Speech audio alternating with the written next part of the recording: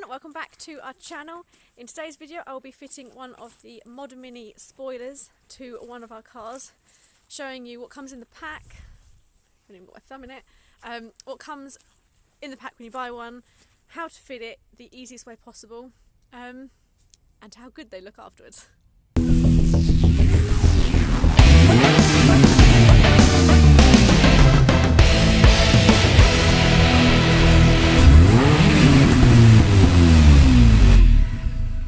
So, one of the biggest questions that we get is what is included if you purchase. So I thought I would run through that first. Obviously, if you have bought a single, you will get one blade, a double, obviously two. You will also get the two upstands, left and right. These can obviously be powder coated in whatever you want, basically. Obviously, the standard colours are all included in the price. You will also get these logos, which I really love. I actually kind of want to have a necklace made of this, but anyway, that will also be powder coated, and these are the logos that sit in the logo bolt holes here and here, like so. To attach those, you will then also receive the little Allen key bolts, again powder coated. Normally these will be in the colours of the logos to hide them a little bit. You will also get these. These are the two gel stickers that will go over the holes left behind when you take off your existing R53 spoiler. These come in black and white, and if you're like me and you like squidgy things, they feel really nice too. The other bag of goodies that you'll get, so you'll get foam strips. These will attach onto your upstands that will go in between the upstand and the window to stop annoying little bits of dirt and things getting in. You will also I think it might just be easier to tip it out. You will also get the riv nuts and casings that you will need, and the washers that go with them. You'll also get, these are the carriage bolts. Normally these will be powder coated as well, but I have managed to put the red ones down somewhere, and I really need to get this video uploaded. So for now I will be using the silver plain bolts. But when I actually do get around to getting the powder coated, I will replace those, and then you'll be able to see those in all the proper pictures.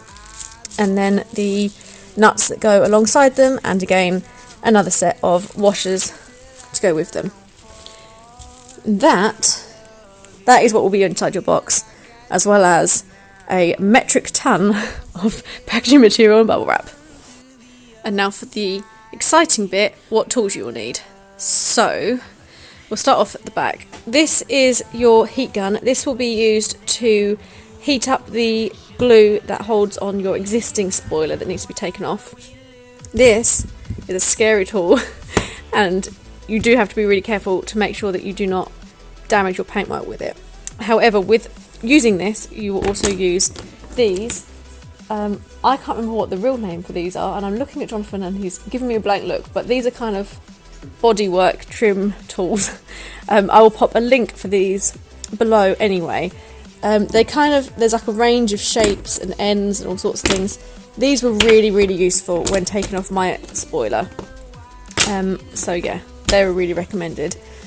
The other things that we also have a 3mm Allen key. This is for the bolts that attach your logos to your upstands. That is small and dark, and I'm going to lose that in 5 minutes. These are the clamps that hold your upstands in place while you're marking out and measuring to make sure that you are definitely in the right place and that everything is all straight. This is what size is that? I can't read that, it's so small. 8mm. This is to take off the bolts that are holding on your existing spoiler in place, and then this is the 10mm that will be doing up the bolts and riv nuts and everything else when you come to put it back on. This is the riv nut tool that we recommend, and I'll put another link up onto that. This contraption I find fascinating, and I could spend hours watching that, so hopefully you guys find that remotely interesting too. You will also need obviously a tape measure to make sure you're in the right place, and then just basically a selection of drill bits. You just need to use a nice small drill bit to drill a pilot hole in the first place, and then you'll just get progressively bigger until you get to what we use at 9mm, and then just basically test it all the way along. If you do it nice and slowly, you won't be doing any major damage, because obviously drilling into your boot lid is quite scary. And then last but not least, this is what I've used, and it might help you too. Once I have located everything with the tape measure and the clamps and everything else, I just make sure that I'm definitely in the right place and put a little bit of Tipp-Ex through the hole into the actual boot lid, so when I come to drilling it, I know I can definitely see the mark, rather than using something like a Sharpie or something, and then you think, is that the dot or not? So, that's everything. Let's get started. So first things first, we will be removing the bungs. They are on the left and right corner, here, and on this side over here. I am going to be using my trusty little tool thing, and they just pop out quite easily, like so. And then for all the 10mm lovers out there, I did say it was 8mm, it's definitely 10. I have just learnt that the hard way. But there is a tiny little bolt in there. I don't know if John could stop putting the camera on my face. That is that bolt in there. Once you've taken out the bung, take out that bolt, and then again on the other side, and then you're ready to use the heat gun.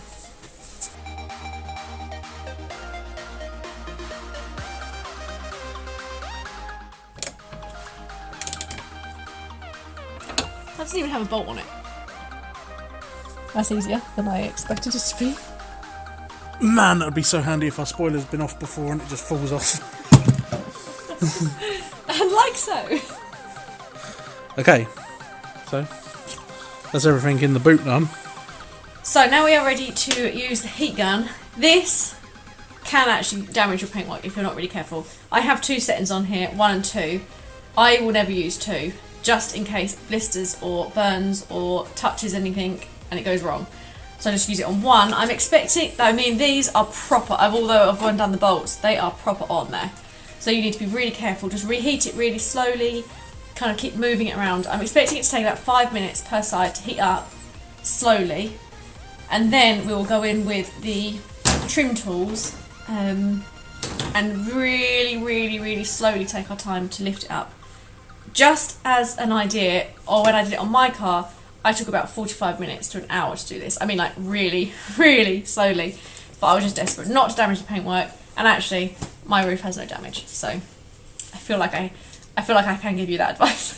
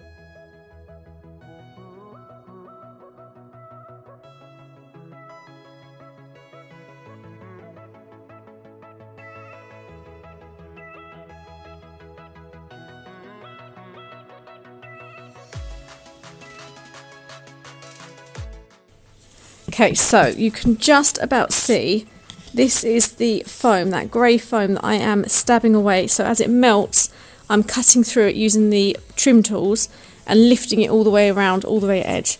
There is, however, that bolt that you've undone, it goes straight through the middle here. So if you are jamming and you're thinking that there is absolutely no way you're getting through it, you may have accidentally located that bolt, so just cautious. Also, I've put down some cardboard. Other people have said to put down masking tape and things, but I just think that is a bit more hard wearing and that isn't going anywhere. Whereas if you use masking tape, it can roll up and move or not stick and things. So yeah, let's keep going.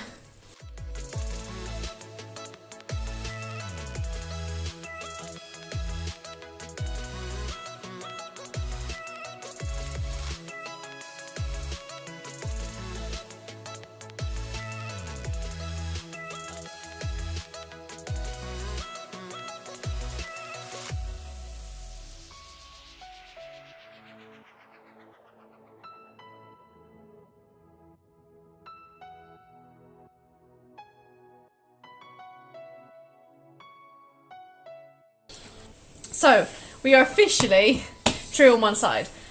You can see it takes a little bit of time, but we are done. We're just left with this sort of tatty bit of glue, but you can see that bolt that I was talking about earlier. One thing I would say is that last time we got to this stage, I thought if I reheated that side, now this side is free, we could kind of lever it like so. But although that does work, and it did come off quicker, in doing so I damaged this tiny little hole here that bolt goes into. I bent it upwards, and I then had to do a whole load of malarkey with tapping it out and making it flat and things. So although it does work, I wouldn't be tempted to lever it. Instead I would just the long-winded way, because it works.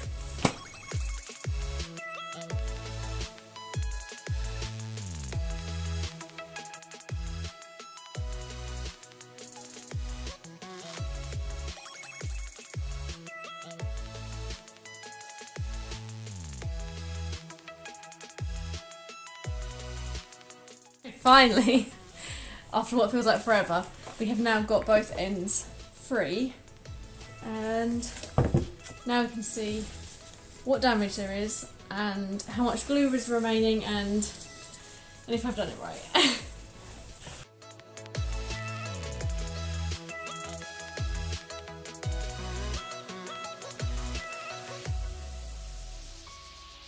Milk.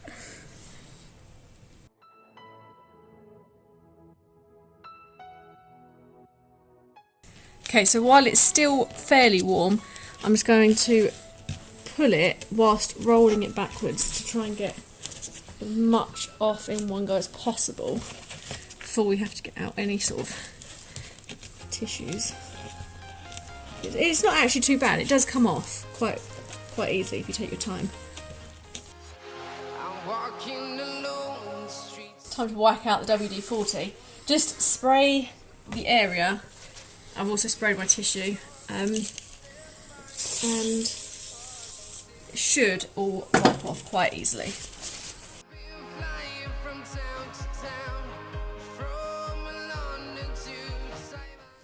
And we are now officially spoilerless. It's actually come out quite well. These marks here you will always have when you take it out, but that is what your gel sticker will cover anyway, so that's fine. The next job will be to drill the holes. Hi guys. To drill the holes for your upstands to go in. So, guess who got too cold in the barn yesterday and has had to come back out tonight to finish this video? Wasn't me. But we are back, and the upstand is now in place. So to get the upstand in place, what you are doing, please, if you could look at that, we have clamped it with the clamp, but we've also used a bit of cardboard just to protect it, making sure that you can still see the holes, and then made sure that it's pushed up as high as you can get it against this glass metal bit. Then, to make sure it's definitely in the right place this way round, you need to make sure you've positioned it between 25 and 30 mil. So I've put mine at 30. 30 tends to be a bit better and a bit easier. This is like against that trim bit, so I've pushed it right up against it, and then that's where we are. So now at this point I will get my Tipp-Ex and just dab in the holes here and here, just so that I've marked it out, and then we can fight that clamp and do the other side. It's not as easy as it looks. With the Tipp-Ex you can rub it off, so it doesn't matter if you get it on your powder coat or anything. Yeah. Okay. Come on, do a dab. Dab. I'm going to get it all over the car. I'm not going to risk it.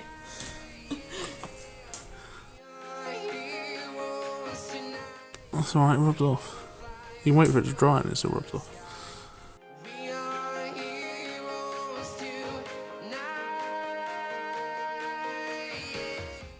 Same again on this side. Now I've scratched the Tipp-Ex off.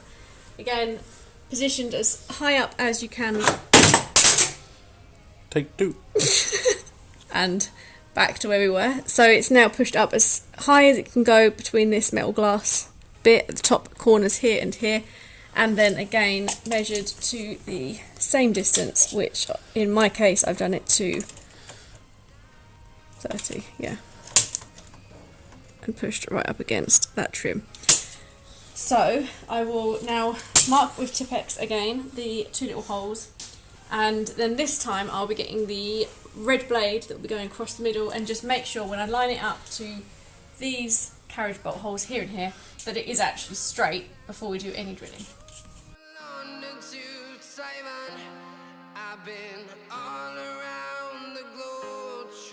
So the blade is now in position. Delicately though, I've only like pushed them through slightly, so we are basically, anyone touches the car, they're going to have my wrath against them. But we're now ready. I've popped a little bit of tissue down to protect it, and now if I've measured it right, we should be central, which I think we actually are. It's a bit bright.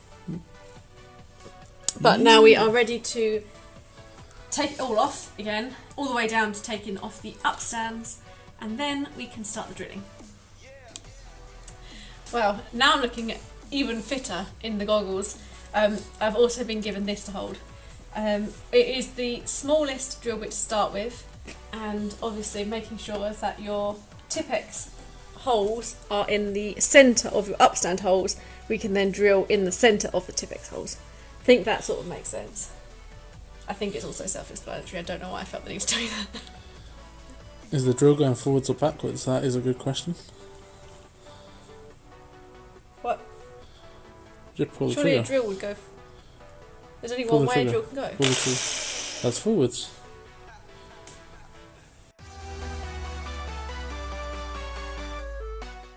Just don't get it wrong. How hard am I pushing it? It'll probably... You want to keep it straight, and then you want to pull the trigger fairly slowly. Am I straight? Yes, I think so.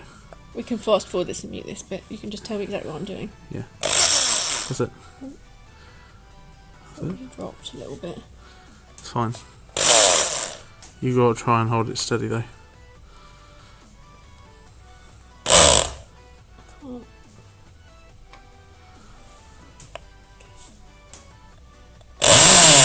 Okay, stop. Literally can't hold it steady. It's on the wrong setting for a start.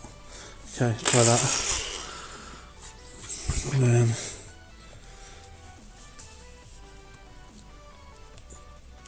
pull the trigger. You're on the trigger. Try that. Okay, apparently drills have loads of different settings, and I was on hammer. So this time round we're going to try drill. See if that makes a difference.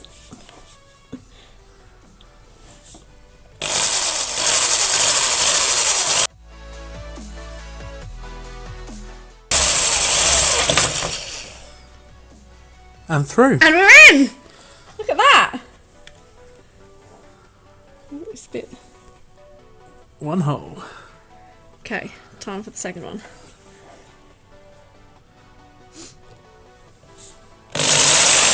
Oh no! Did it again. You really got to try and hold it steady. I've never even used a drill before. Okay, it's really hard. I've got to stand in front of it. I'm doing it at like this angle. Okay. Drill's at about 50-degree angle. So.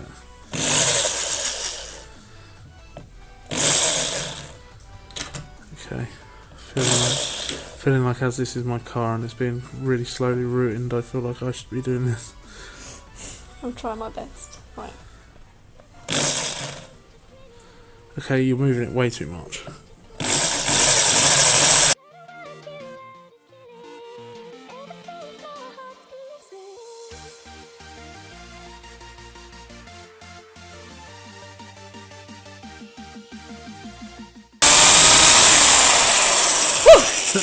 And through to the other side. Okay, I've forgotten I've tied this up so tight to my head that don't sit down now, they can't come off. But anyway, one thing that I would say is that behind here there is a subframe, which is why that particular one took me longer to get through than the other one. There is also wiring running down here and all sorts of things, so just really take... What are you looking at? How much that drill's moving and how close it is to my bodywork. Do it this way around. What was it? So yeah, so basically if you... go really careful. Watch the subframe and really. make sure you don't hit any wires, not that you really can. Yeah.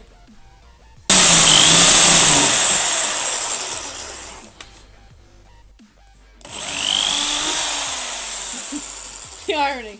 I was so close.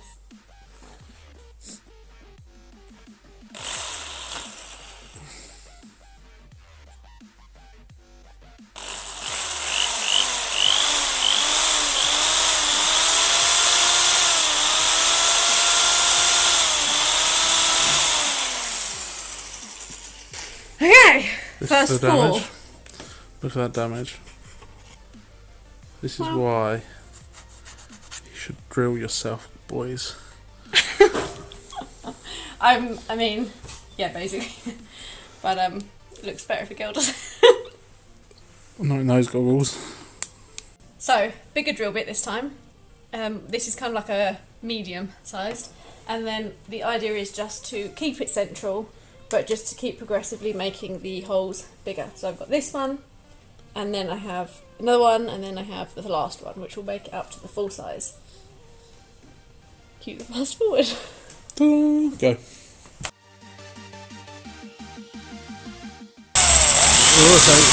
Huh? Right, just to make you aware, that is straight. I can't see.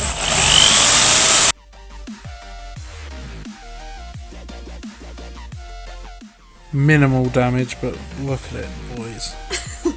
Look at that. You won't I don't even know how she did this. That wasn't me. That was already there. But to be fair, you're not really looking at that. I feel like that's major lies.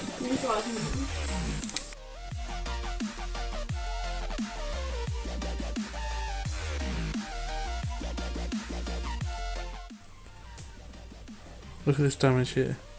Can you just put the torch next? It's not focusing. Look at that damage there. It's horrendous. What is it from? I don't understand. It's from you. All of this damage around this area is going to be blamed on you. It wasn't me. I haven't even put the drill there. Yeah, but it was you. I saw you do it. Camera never lies. Next size up.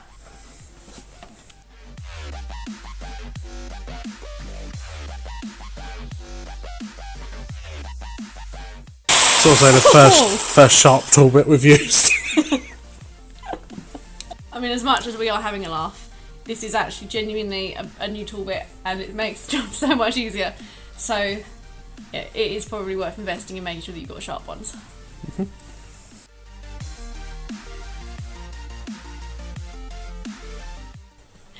Okay, we're on the last one. This is a 9. So the ones I've used is a 2.5, a 5.5, a 7.5, and then it will be the 9.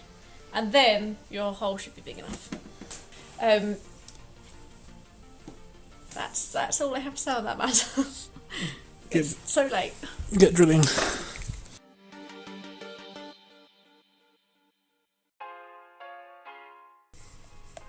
Oh, it's such a massive hole. Are you sure it's this big? Let's just double check. It's a bit big, isn't it? Are you joking? Okay, well we've massively cocked up. Because you haven't tightened it enough. What do you mean I haven't tightened it enough? You gave it to me. No, I just haven't tightened it enough.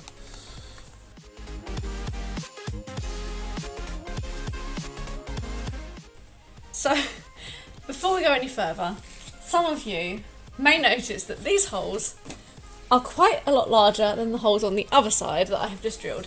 And that is because I trusted the last person to touch this stupid drill bit to put a 9mm in the 9mm bag. Apparently, someone put a 15mm in the bag. So now these holes are massive. I'm going to have to use a different type of reef nut. Obviously, just check the stupid drill bits before you start using them, but obviously your ones, it's going to be the exact same what you're doing. It's just the fact that I'm now going to have massive hench reef nuts holding up this spoiler. And it's taken me 10 minutes to calm down to be able to record that nicely because I was across. But yeah. whatever. Always check your bits, guys. Always check your bits. So one thing that we do get asked a lot is how to set up a Rhythmic Gun. Admit it, I have a clue now, but I didn't to begin with. So I have one here. This is the actual... Oh, You? I'm not even looking at this. Are you looking? Right, so this has taken about 4,000 times for me to do this, but hopefully we'll get it through on the first time round. Never mind, it doesn't even make sense. Who cares? It's 4,000 times. Let's start again. Ready? Yep. So one question that we get asked quite a lot is how to use a Rhythmic Gun. Admittedly, until about 5 minutes ago, I also did not know. However, if you come over quickly, I might remember the information I've been given. So this is the kit that we recommend on eBay. Obviously, you get the Rhythmic Gun, you get all of the different adapters. They come in different sizes, like so, and you also get the different adapter screw ends. Obviously you need to make sure that the screw end that you choose, one end will go into the gun and one end will be for the size Rhythmic that you're after. This is for the side that we have cocked up, so I've used the biggest screw and adapter. So take off this. This is actually a really funky little spanner that also helps to take the pressure off when you need it to. But if you undo it and screw your adapter in first, also this messes with my mind slightly because it's a reverse thread. So every time I screw this in, I have to do it at least 3 times. And then your adapter goes on next into the... What was I saying? Okay, right, yeah, screwing in. Like so. If you take the pressure off slightly, it's easy to screw in. And just make sure you've got it really tight. And then after that, it will be your Rhythmic itself. Again, screwing in the opposite way around to what my brain is telling me I should be. No, this is just normal. Like that. No, it's still weird. It's still going to the left.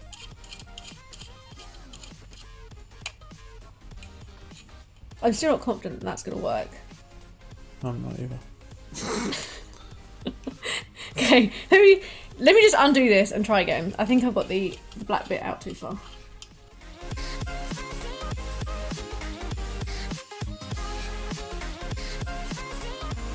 Okay, I've worked it out now. So the black screw-in adapter piece goes in as it was anyway, that is right. And then just take the pressure off slightly and put your adapter on as you were. And lefty righty, whatever, on the reverse. Until you can see, I keep screwing it in, you'll see what I mean. There's like a bit with no thread on here. Like so. What you want is your adapter to be, so that you basically can't see it, you want your adapter up to that line. Like so. And then your Rhythmic can then go over the top and screw into But make place. sure you haven't got it compressed at this point. Oh yeah, at this point this isn't compressed. And it screws all the way up to that bit. So now it means when I put the pressure on and I pull them together, we're watching for this little ribbed bit here. And it should, if I am remotely strong enough, which I don't think I am. Oh, man, alive. Right, so that is like fully closed, basically. And then you end up with that Rhythmic at the top there. And theoretically, your boot will be in that gap that would be pressed in between. Show it compared to a normal one. Like, right, so this is what we started with, and this is what we have ended up with. That took hours. I promise you guys, that was tedious. So let's not beat around the bush. I'm not strong enough to do this. To be able to close it on the table, I had to put all my weight on the table. So I'm going to stand here and look like I have, but in reality, it will definitely be Jonathan doing this.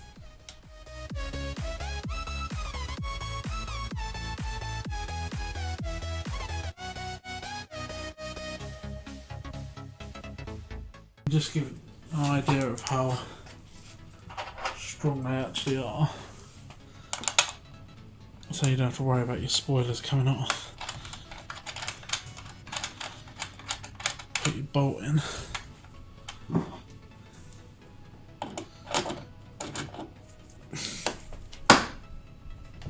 That was the pliers. Oh, blimey, that was nearly Miriam's stomach being ricocheted into. But I was hanging off that. They were dick tight, strong. Boom. Right, last one, quick.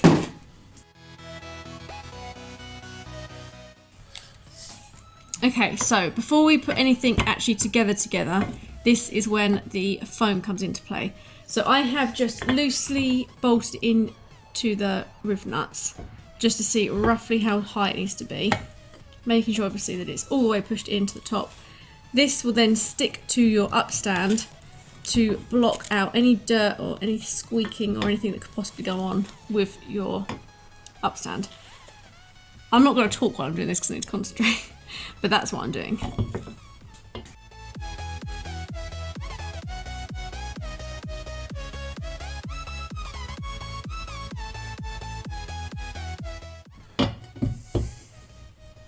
Okay, boom, and then anything that is left over I will just trim off at the end. Okay, we are at the home stretch, guys. Now what we need to do is tighten these up, obviously making sure that you are pushing this up in the exactly correct position. But you're not tightening them up to fully tight, you're tightening them so that they are still ever so slightly loose enough to kind of slightly have a bit of wiggle room, so when you put the blade on, you're not, you've got a bit of movement basically. So.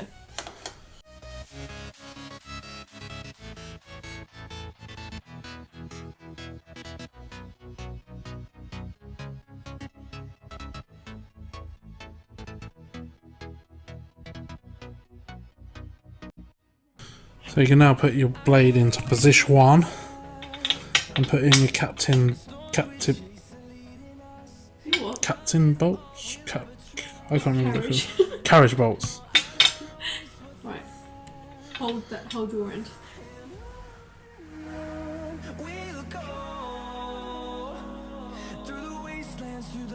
Okay. So usually you'd have coloured. These would be coloured, however you want them. So now you put your spring washer and your nylock My hand is so cold. nut in place.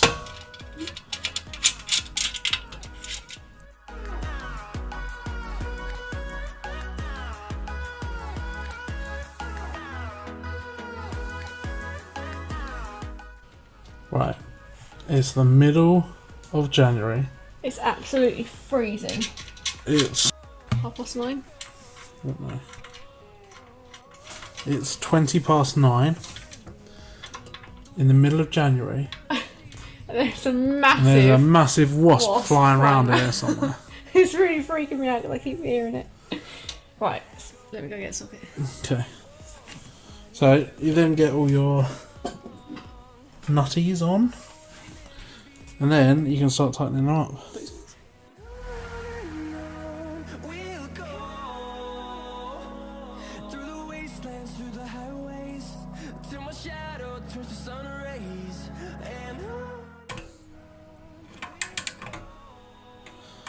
And that's it.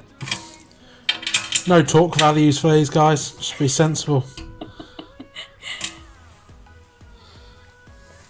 We're still doing these ones apparently. I just want to double check them all. Can't be too safe. You can over tighten stuff. Yeah. I don't think we've got any worries about me over tightening anything. I'm the girl that drives with 3 wheels on her car most of the time. That's true. Right. So once you've got your blade in place and tight, you can then tighten up all of your roof nut bolts. And then we only have one more job to go.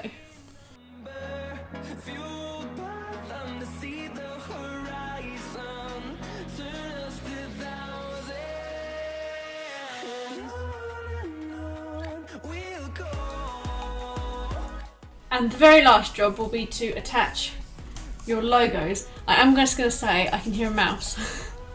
I've had it squeak a few times, so I may get distracted and look at the very cute little run around thing, but let's see if we can get these in first.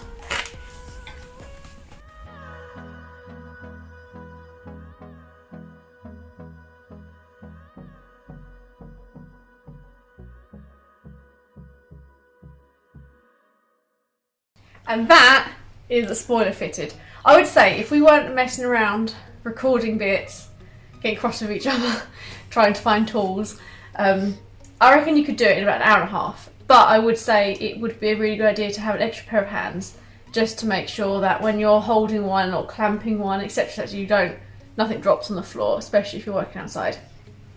This is the very last job. These are to cover your holes, so just make sure that, I'm just giving it a wipe, but just make sure that your roof is clean, and then it just literally goes over the top, like so. And again this side, like so. And they are 7-year vinyl, sticky, external, once on, never coming off. But the thing is, I get really fussy about stuff, and once they're on, they're not really too noticeable.